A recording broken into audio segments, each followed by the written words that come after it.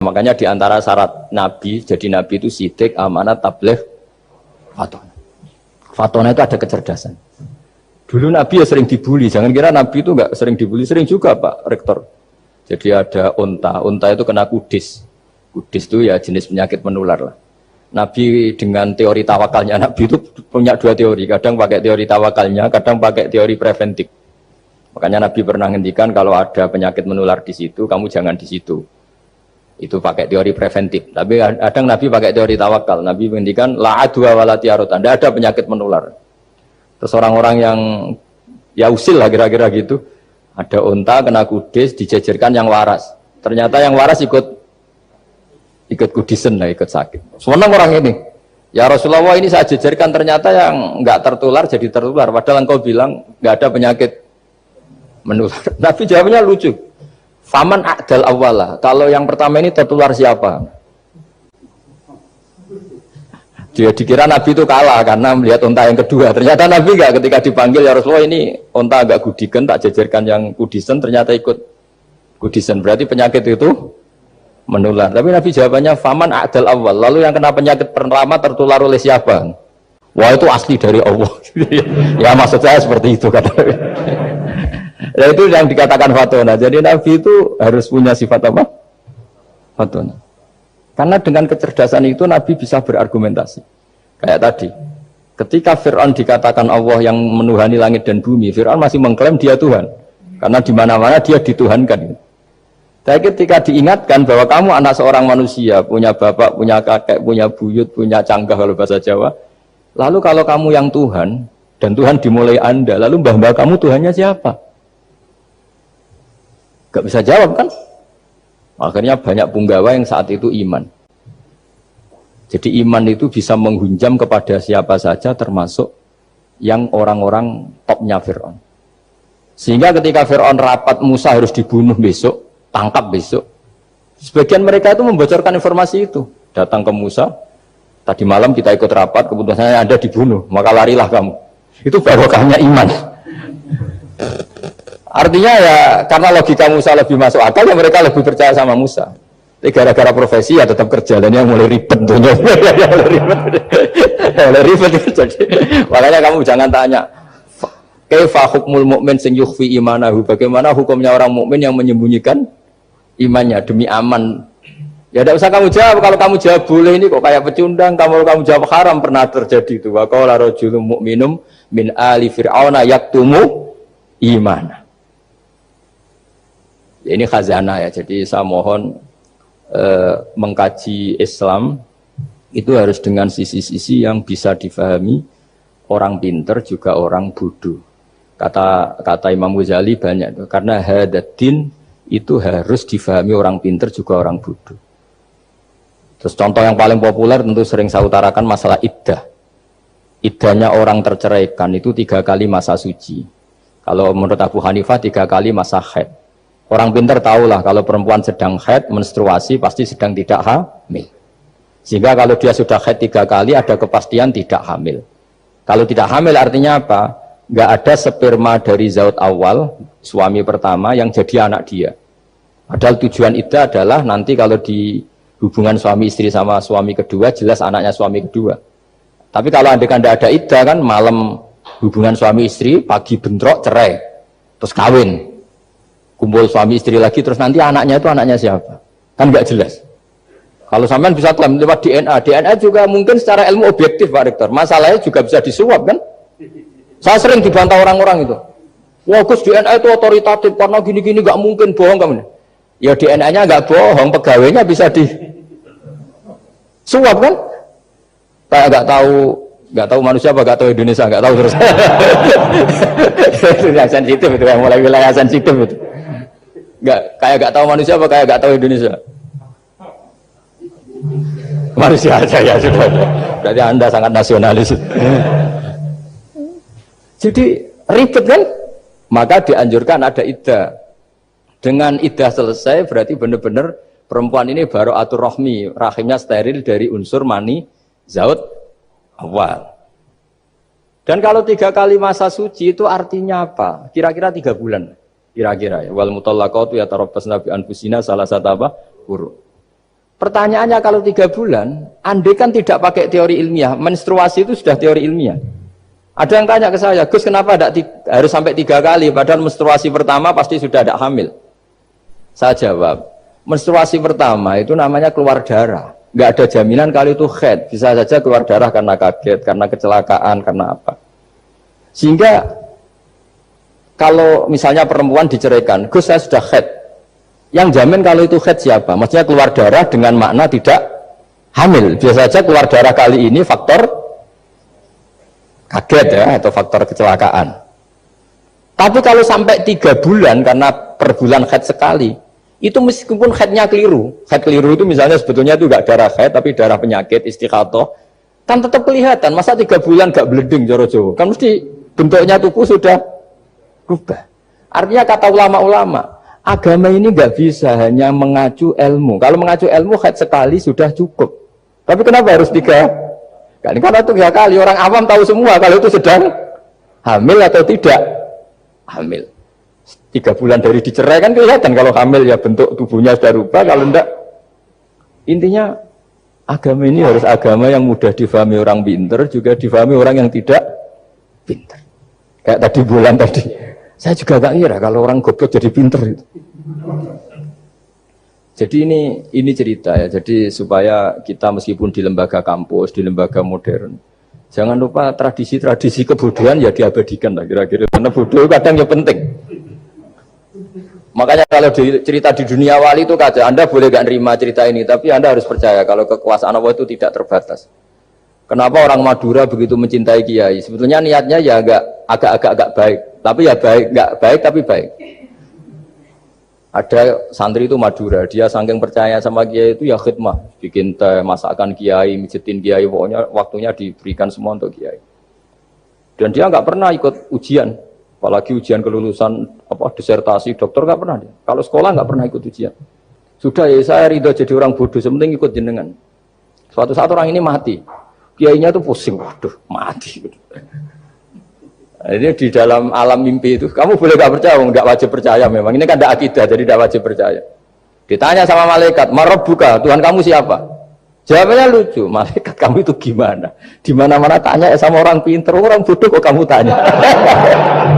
Usengan malaikatnya. Di mana-mana namanya tanya, itu ya sama orang pinter, masa orang bodoh ditanya? Yang bener aja kamu. Makanya bodoh ini ya senjata, makanya ini kita kalau pinter ya alhamdulillah, kalau bodoh ya alhamdulillah. Karena bodoh itu penting. Kalau negara ini tidak makmur, yang disalahkan mesti para rektor. Gunanya apa ada rektor kalau nggak solusi bagi bangsa ini? Orang bodoh pasti nggak disalahkan kan? Nanti kalau ada hisab, kenapa Indonesia carut marut? Yang dipanggil Allah itu menteri, rektor, pasti itu. Apa kontribusi Anda sebagai orang pinter, sebagai profesor, sebagai orang bodoh aman? Santai, nggak kena panggilan kan?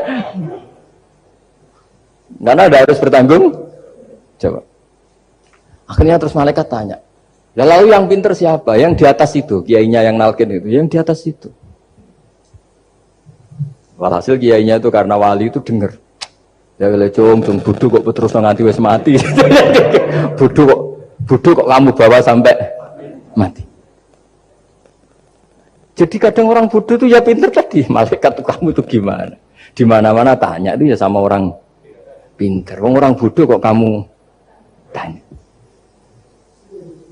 Ya ribet kan kalau sudah ketemu seperti itu. Lah Nabi juga sering ngalami dialek sama orang bodoh. Kadang Nabi yang ngalah, kadang logikanya orang bodoh itu lebih gampang. Itu ada orang pencari dop itu semacam kayak biawak ya. Tapi tidak biawak, kayak semacam biawak. Ketemu Nabi, kamu tahu kalau saya ini Rasulullah? Tidak tahu ya.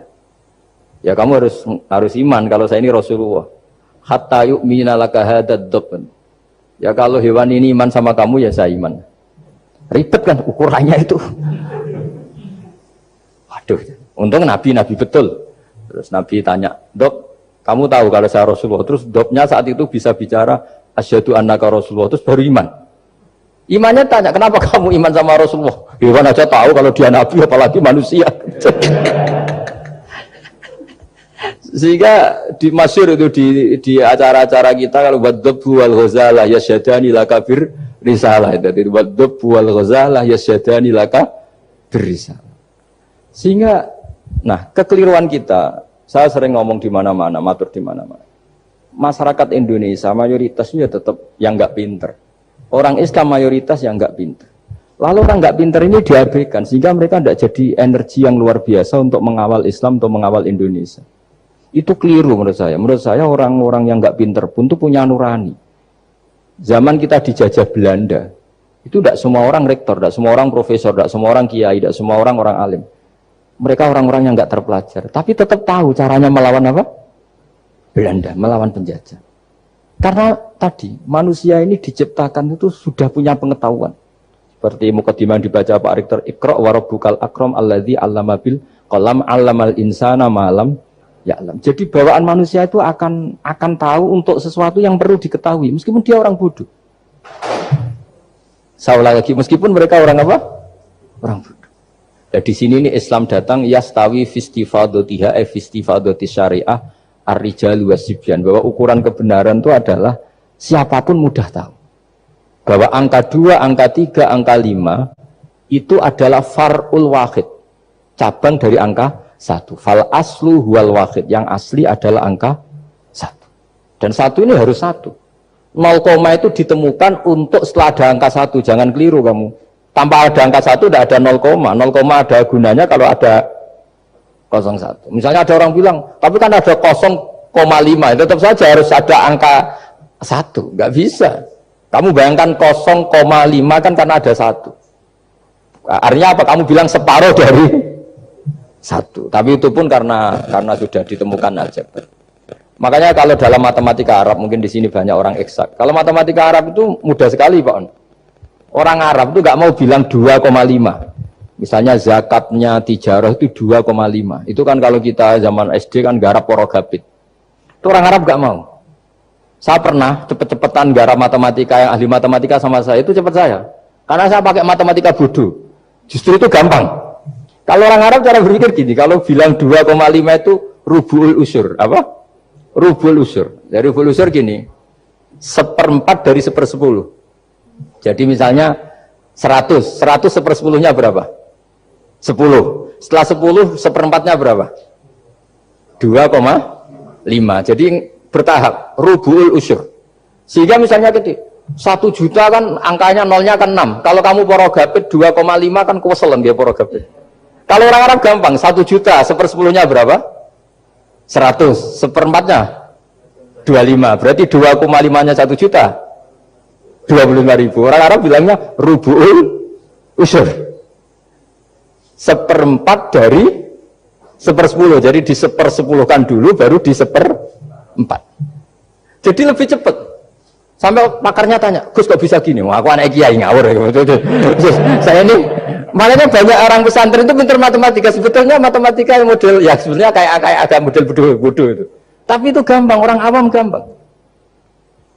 Kalau kita kan enggak, misalnya zakatnya zuruk, zakatnya tanaman itu 1/10 atau 1/20. Kalau orang Arab enggak mau 1/10 atau 1/20. Berarti kalau 100 ton atau 100 pintal berarti berapa? 10 atau 5 kan? 1/10-nya 100 berapa? 10. Kalau 1/20-nya 5. Kalau hitung-hitungan di fikih zakat orang modern kan 1/10 atau 1/20. Kalau orang Arab nggak mau bilang gitu. Zakatnya zuru itu al-usyur 1/10. Berarti per 100 ton misalnya 10. Atau nisful usyur, separuh dari 1/10. Jadi nggak mau bilang 1/20. Usyur atau nisful usyur. Gampang mana coba? Ya kan, usurnya kan 10. Kalau nisful usur 5 atau 1/20. Daripada gawe porogabit, seruak. Jadi kita ini yang kelihatan goblok matematikanya ya pinter juga gitu. Meskipun ya tetap goblok karena ada nekuni gitu. Sehingga di pondok itu ya dulu diajarkan faraid, falak itu ya gampang sekali karena memang hitungan Arab gitu. Kalau bilang 2/3 itu sulusani apa? Jadi 6. 2/3-nya 6 berapa? 6 Sulusnya berapa? Sepertiganya? 2. Nah, sepertiga itu sepertiga 2 kali. Berarti berapa? 4. Ya, 6. Itu 2/3-nya kan?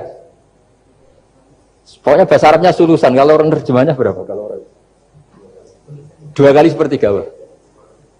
2/3. Sulusan itu 2/3. Nah, itu kalau orang Arab bilang nggak 2/3, sulusani. Sepertiga 2 kali. Jadi 6 di sepertiga dulu 2. Nah 2 itu 2 kali. Berarti berapa? 4. Jadi itu. Nah Quran itu ya kira-kira gitu. Jadi kelihatannya goblok, tapi itu pinter itu. Yang porogabit kelihatannya pinter, tapi tidak pinter. Ukuran orang pinter mempermudah yang sulit. Jangan mempersulit yang mudah kan itu. Makanya saya bilang ini yang pinter yang mana. Nah, saya kembali lagi ke tadi. Jadi agama ini datang dengan sebegitu mudah. Sampai matematika yang katanya sulit, itu matematika Islam itu mudah sekali. Karena tadi, misalnya kalau 1 miliar zakatnya 2,5% berapa? Kan pusing kan?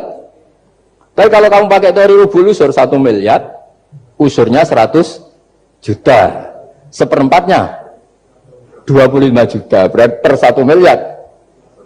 Gampang mana coba sama ngomong itu? Nanti ada yang nyeleduk, gampang kalkulator Gus. Ya ribet lagi kan kalau kalkulatornya pas hilang. Atau pas dipakai anaknya belajar daring, ribet kan HP-nya. Jadi ini cerita ya, jadi seperti yang kita katakan Pak Rekro tadi, sebetulnya ciri utama ilmuwan atau ulama atau profesor atau dokter itu usahakanlah yang mudah itu, yang sulit itu menjadi apa?